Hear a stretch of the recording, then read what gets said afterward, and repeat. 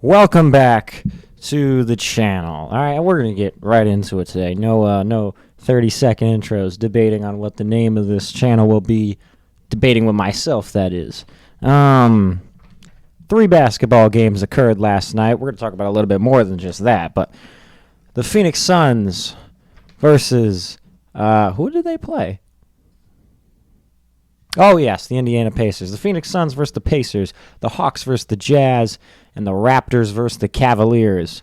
We're going to kick things off with the Phoenix Suns.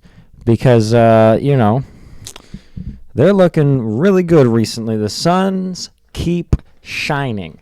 That is what this paper in front of me says. 8-5. 8-5, which I believe they started 1-4. So, they've really turned things around. They're on a 5-game win streak, and I just got to say, I made a YouTube video about this, how the Phoenix Suns are looking a lot better than people would have otherwise assumed. A lot of people were like, hey, the Phoenix Suns, they couldn't make the playoffs with Kevin Durant. They're not playing good with KD. Why on earth would they trade him and proceed to do better? And you know what? Maybe that makes sense to some people. But I always thought, hey, we're going to trade KD and we're going to get better because we're going to get a good return on Kevin Wayne Durant. And that is exactly what we got. And Jalen Green, who has only played Jalen Green's only played 1 full game, but we got Dillon Brooks. Dillon Brooks was feeling like Kobe last night. 32 points. Dillon Brooks didn't know what a pass was. Dillon Brooks, fade away, fade away, fade away, fade away. This brother was taking all sorts of crazy shots. He even took the Peter Griffin shot and made it. It was an and one. Devin Booker, 33 points, 5 rebounds, 7 assists against the Pacers. At one point, Devin Booker went on his own 10-0 scoring run. 10 straight points for Devin Booker at one point in the game. And Booker and Brooks combined for 65 points. Grayson Allen was playing good to start the game off. We had the Phoenix Suns genuinely have prime Grayson Allen. Grayson Allen has literally never played better in his entire career. His 3 years in Phoenix have been pretty great. Last season was all right. The season before was pretty fantastic, and this season has been nothing short of excellent. All right, Grayson Allen is feeling dangerous out there. He's driving to the basket, doing these acrobatic, contortionist finishes at the rim, looking like Michael Jordan in some cases. But Grayson Allen left the game with a right quad contusion last night. A couple injuries in the game. Allen left the game with a right quad contusion. Aaron Nesmith of the Indiana Pacers left the game after falling bad. Devin Booker had him doing the splits, and, it wasn't good. So, Booker and Dillon Brooks, they played great for Phoenix. Oso Ighodaro, second-year player for the Suns. Last night, 17 points, 7 rebounds, 3 steals, 3 blocks, and a plus 52 when on the floor. The Suns won by 52, or were winning by 52, when Oso Ighodaro was on the floor, and that is the highest plus-minus for a Phoenix Sun in the play-by-play era in franchise history. It's the highest ever from Oso Ighodaro, who I feel like that was his first good game of the season. And it was a really good game. Ighodaro has a lot of room for improvement, and coming out of his rookie season and starting the season off, I actually did not like the way he's been playing, but last night was incredible. It was literally a historically good game. And then, Colin Gillespie off the bench played great. Jordan Goodwin had 10 points, 9 rebounds, 5 assists.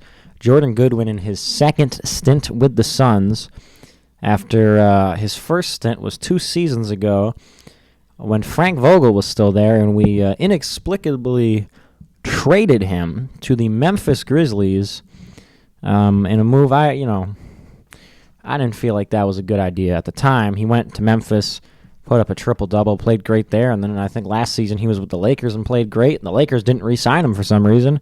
And we got him back due to the fact we were the ones that signed a contract with him. I think the Lakers may have waived him, perhaps. So, we picked up that contract. And the Suns, throughout this 5-game win streak, pretty great defense. There have been some fantastic games. I think Grayson Allen had 40 points against the New Orleans Pelicans. So, yeah, Suns playing better than anybody would have thought. Because most people, when I look at predictions to start before the season started, when I was looking at standings predictions, a lot of people had the Suns as like the 25th best team in the league. They had them like 13 seed, 14 seed. Like I saw this thing from CBS Sports. They had a bunch of analysts give their predictions for Phoenix, and 12 seed, 13 seed, 14 seed. No one had us below the Jazz. I don't think anyone said we were going to be worse than the Jazz. I think the Jazz were kind of unanimously the 15 seed. But moving across the country to the Atlanta Hawks. The Atlanta Hawks are on a 4-game win streak. And why are they on a 4-game win streak? 2 words: Jalen Johnson. Jalen Johnson, last night against Utah, had a career high in 4 categories. He put up 31 points, career high. 18 rebounds, career high. 14 assists, career high. 7 steals, career high. Jalen Johnson played fantastic, and he's been playing like this all year. I mean, he hasn't had a game like that until last night, but you look at Jalen Johnson's stats: 21.5 points per game, 9.5 rebounds per game, 6.3 assists per game, 1.8 steals per game. He's shooting 57% from the field, 35 from 3, 80 from the free throw line. He's having an all-star season. He might have even been an all-star last year if he didn't get hurt. But, Jalen Johnson, I just made a TikTok about him because, he might be the most underrated player in the Eastern Conference. I don't say all of the NBA because the most underrated player in all of the NBA is Dylan Brooks, most underrated, overhated DB3. So, yes, 4-game win streak for Atlanta. They started the season not playing too hot. And they've been without the services of Trae Young, 4-time All-Star Trae Young, since October 29th, which has, there's been this whole thing with Trae Young and his contract because he's in a contract year right now, and he wasn't offered an extension in the offseason by the Hawks. And Trae Young, he felt some type of way about that. Some people think, hey, maybe they're not going to re-sign him. Hey, maybe they're going to trade him. And I feel like that is increasingly likely given the fact that when Trae Young was playing, the Hawks were like 4-5 last time Trae Young played. They were 4-5. Since he's been out of the lineup, they're 8 and 5. They're 7-5 now? Yeah, they're 7-5. They won 4 games. So they were 3-5 actually. I think it is an increasing likelihood, if I'm phrasing that right. I don't know. It is increasingly likely that Trae Young will not be an Atlanta Hawk next season. All right. Atlanta, they just might not extend him. And let's be honest, Trae Young, I'm not going to sit here and say Trae Young's bad. But could they go out and get a better point guard? Maybe. There's a chance. I'm trying to think. Did De'Aaron Fox, everyone's like, oh, De'Aaron Fox, Spurs need to get rid of him. Did he re-sign with the Spurs? I don't know. I don't know. This is just coming to my head. Imagine Atlanta lets Trae walk and signs De'Aaron Fox. I don't even know if that's possible. But, yeah, Atlanta's playing good over the last 4 games. Jalen Johnson, all-star season. If he's not an all-star, it's robbery, and don't let anyone tell you it isn't. And then over the Toronto, over in Canada. This game wasn't in Canada. It was in Cleveland. Over in Cleveland, the Toronto Raptors beat the Cleveland Cavaliers. Toronto continues to do better than some people may have expected. 3 Raptors last night had at least 20 points. 28 for Scotty Barnes, 20 for Jakob Poeltl, and 25 for Emmanuel Quickly, but I wrote 20 on this paper because I wasn't thinking right. Scotty Barnes, really good game, 28 points, 10 rebounds, 8 assists, 5 blocks. So fantastic play from Scotty Barnes, who, if you ask me, should be an all-star. This Toronto team is interesting because watching them play, they push the ball really fast. Their whole game plan, from what I've noticed, is essentially, all right, we're going to throw the ball around the perimeter, and if no one can get an open three, you're going to drive in the paint, and if the lane isn't open, you're going to kick it to the three. That's literally, I don't think they run sets, and they don't really shoot mid-range shots except for Brandon Ingram and sometimes Scotty Barnes. Maybe Grady Dick gets 2 or 3 mid-range shots a game, but he also comes off the bench. So I think Toronto, they could make a trade for like a better playmaker. Like, they don't really have a ball handler. Maybe Toronto can trade for Trae Young. Maybe that's what needs to happen. Toronto trades for Trae Young because I feel like their issue is they don't have that guy. I mean, just watching them play, I feel like they would play better if they had a floor general. They don't have that. Emmanuel Quickly is the point guard, but he's not really like a playmaking point guard. You know what I'm saying? He's more of a Deuce McBride instead of a Chris Paul, if you will, in terms of play style. Emmanuel Quickly's playing good, but I feel like if the Raptors trade for a more of a floor general, I think they'll do better.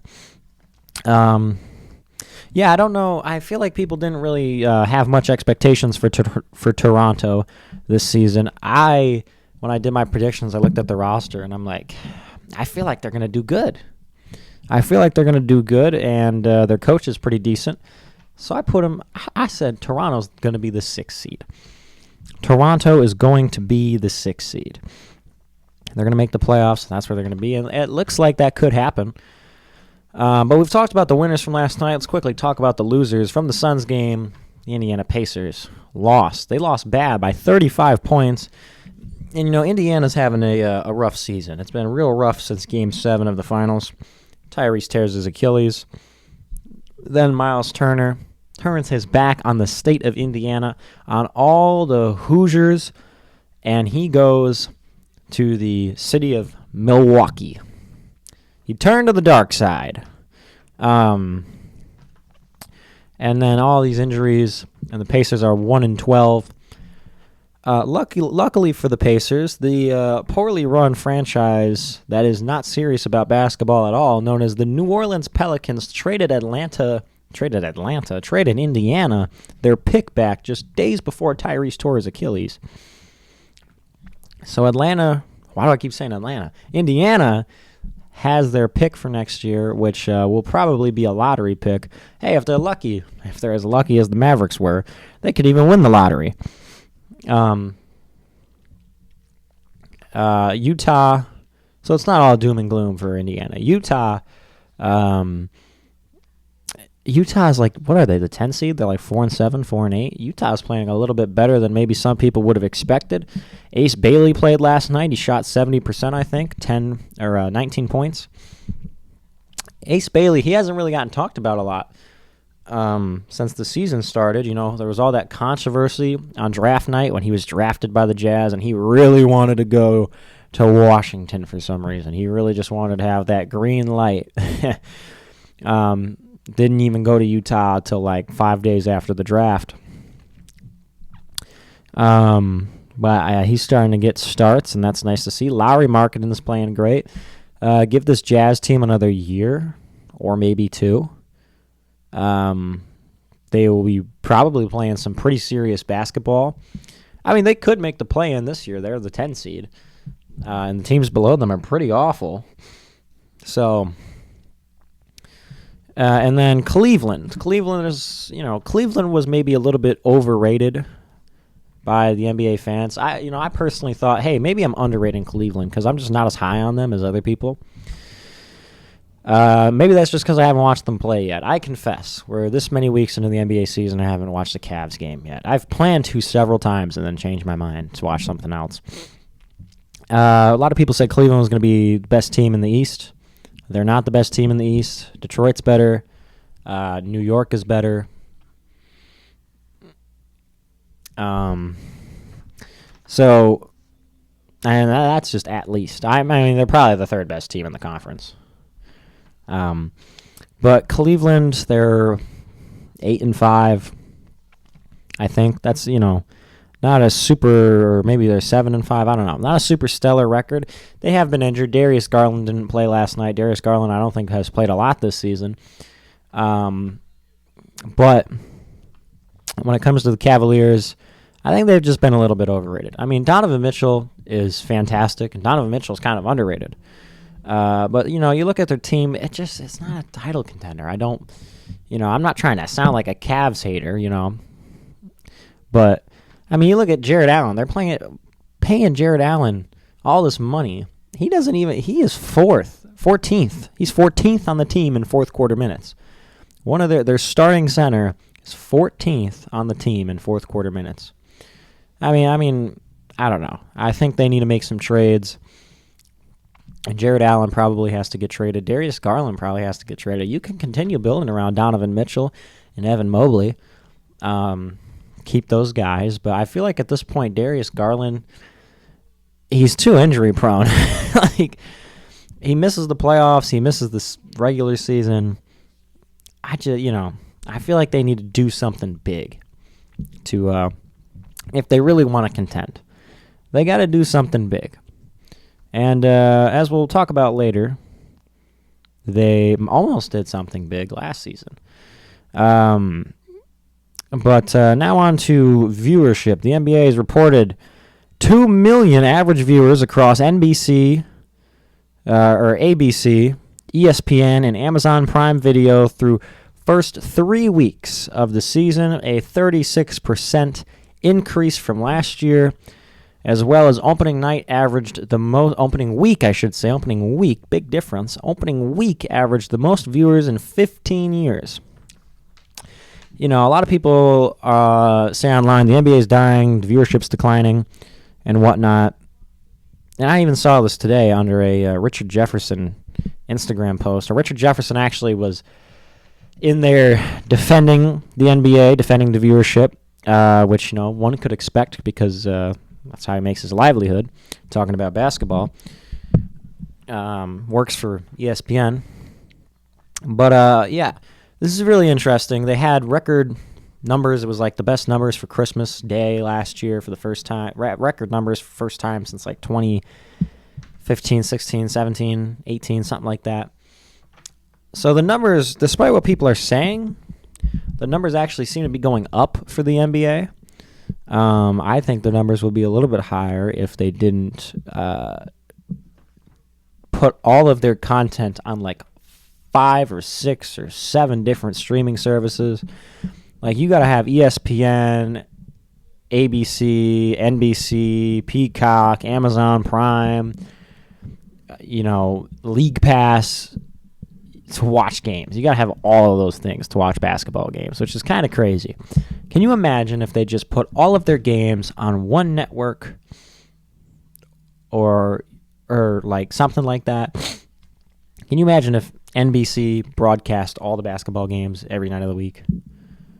I feel like there'd be more like, all right, you got NBC, you got League Pass. I feel like more people would be like in tune. I don't know why you got to download 500 streaming services to watch the NBA season, but, they signed a record broadcast deal as well. And, I don't know. I feel like this is just, I don't know. The internet always seems to kind of be out of touch with like normal things. Like I see this a lot because I watch the WWE. And WWE fans that go to shows are, a lot. The reaction they have to things is different than WWE fans online, and a lot of NBA fans online I don't even know if you can call these guys fans. I just see a lot of people all the time crap all over the NBA, be like, this is why I don't watch anymore. And it's like a report. It's like showing something from a game, and they're like, there's too many threes. It's like, I feel like either those people aren't fans or they're just kind of out of touch. Because, like, they'll sit there and say, oh, the NBA's dying, and here's 100 reasons why. And, it clearly shows it isn't. The viewership's up. Signed a record, well, what would it be called? A record television deal. Yeah, that's what it is. So it's also, like, the second most popular global sport. Like, the NBA is only behind, the Premier League for the most popular sports league in the world. Like, I don't know. I don't know. But moving on from ratings, because I don't particularly care about ratings. I care about basketball. Jalen Brunson will be out tonight against the Miami Heat.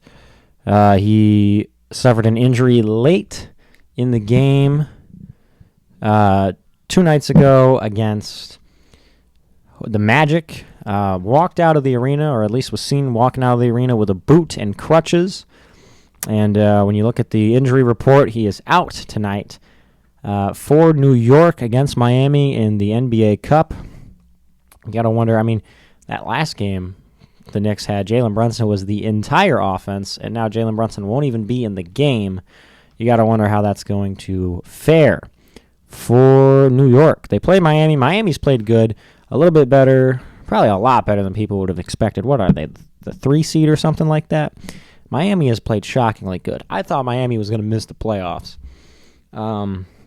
Still early in the season. I guess they are one bad injury away from missing the playoffs, but they have played pretty good. Norman Powell is cooking. I made a TikTok before the season started, kind of cooking Norman Powell for saying people should fear the Heat. So I'm like, why would anyone do that? And they're cooking. All right, Norman Powell made me eat my words. But we got a report from Brett Siegel. I saw this right before I started recording. Report from Brett Siegel.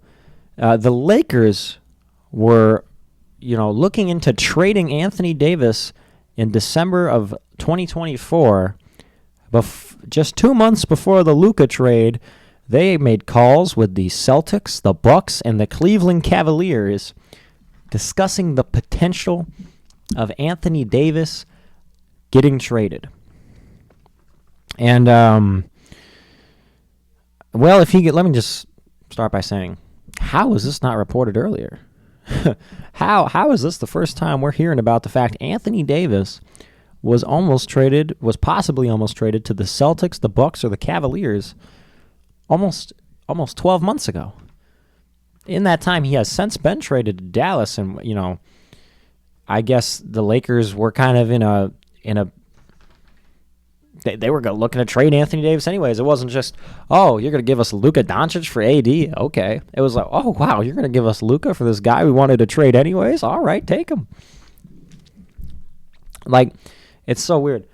It's been reported that the Lakers 20 times in the last year have declined trade requests involving Austin Reeves, and then they were also trying to trade Anthony Davis before he actually got traded in that blockbuster deal. Apparently there was growing growing animosity perhaps between AD and the Lakers front office. Apparently the straw that broke the camel's back for Rob Pelinka was Anthony Davis going out and publicly saying, hey, I want to play power forward. We need a center. I think that's what we need to make this team better. And he's traded like a week later, was he not? I don't know. I think that was a very fair thing for Anthony Davis to say, when the Lakers had a center, when Anthony Davis was playing power forward, they won a ring. So I don't know why Rob Pelinka took that to heart. But yeah, Anthony Davis almost to the Celtics, almost to the Bucks, almost to the Cavs. I think if he went, I don't know why the Celtics were trying to trade for him. Maybe they weren't thinking very long-term wise, because they would have had to trade him anyways. They would have had to get rid of him. If they traded for Anthony Davis, that would have been like a 6-month rental. Seriously. Because who were they going to trade him for? Were they going to just do AD for Kristaps Porzingis? Because they lost in the playoffs, and then they got rid of all their roster, essentially, except for like 4 guys, because that's all they could afford to keep. They were spending too much money. You trade for Anthony Davis, you might be spending more money. So I don't know why the Celtics were even interested in that. Maybe they were just really focused on short-term success of winning a championship. Milwaukee and Cleveland, I'm really interested to see who they would have gave up. Milwaukee. Would they have gave up Dame? Would it have been Damian Lillard to the Lakers for Giannis? That'd have been interesting. Would it have been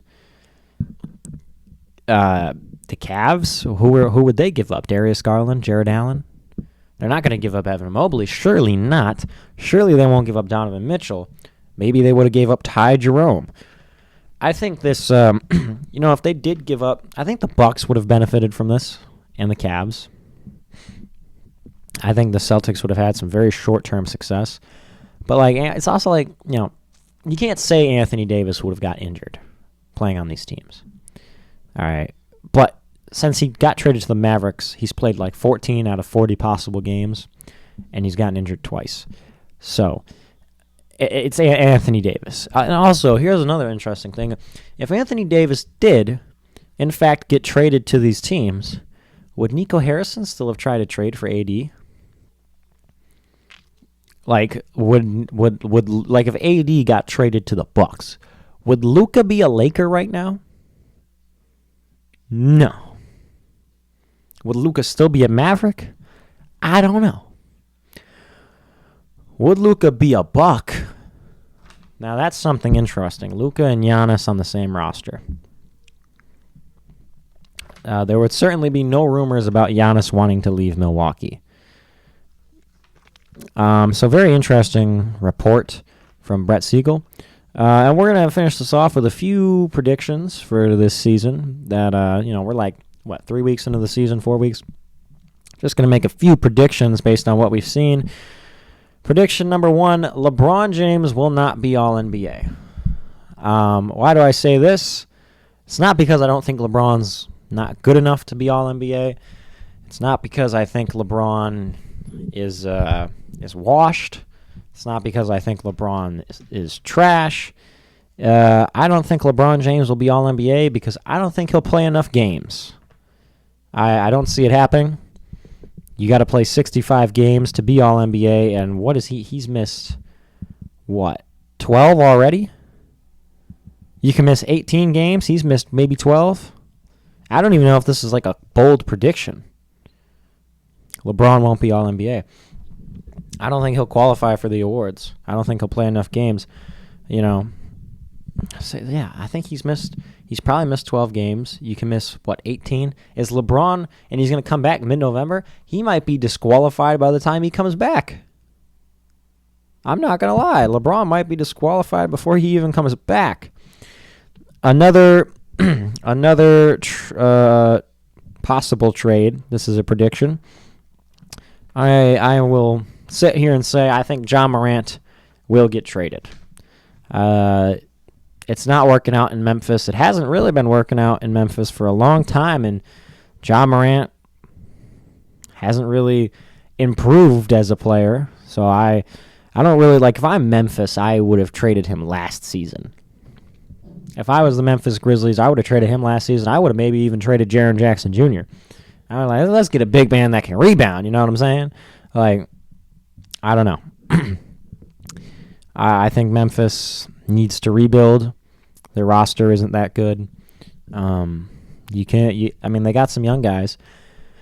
Trade Ja Morant. I don't know where you trade Ja Morant, though, because, if I'm thinking about it, if I'm an NBA team, if I'm a contender, I should say, why on earth would I want Ja Morant? A lot of people are saying Ja Morant to Minnesota. I don't know. Is Ja Morant and Anthony Edwards really going to mesh well?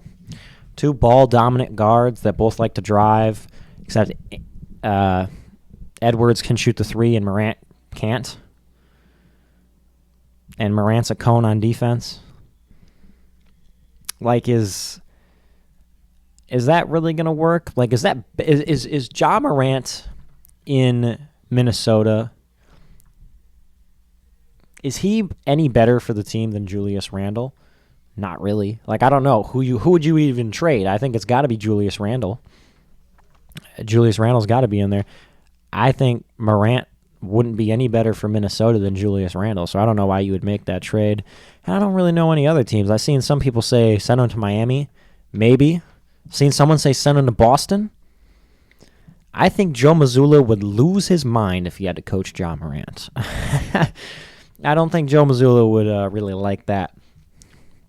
I don't know. Maybe Joe Mazzulla, Eric Spoelstra, because Morant comes with a lot of off-the-court problems, a lot of attitude problems, you could even say, since he got his last coach fired and, he's beefing with his new coach. I don't know. But last prediction, we're going to finish this episode off making this proclamation. The Golden State Warriors will miss the playoffs. They're 7-6. They're old. Al Horford doesn't play back-to-backs. Butler's been injured. He's missed a few games. Curry's been injured. He's missed a few games.